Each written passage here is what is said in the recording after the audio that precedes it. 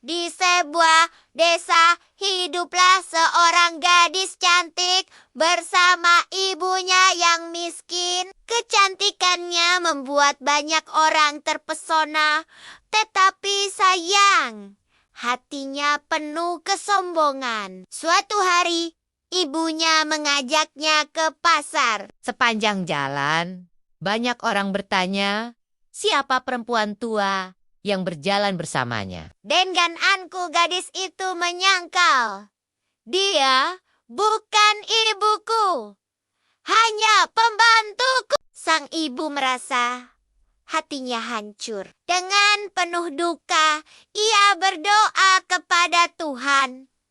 Ya Tuhan, hukumlah anakku yang durhaka. Tiba-tiba langit gelap, hujan deras mengguyur. Gadis itu menangis, memohon ampun.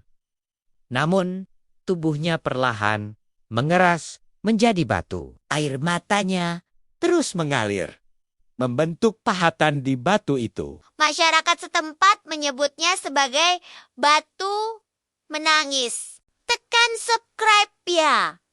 Terima kasih.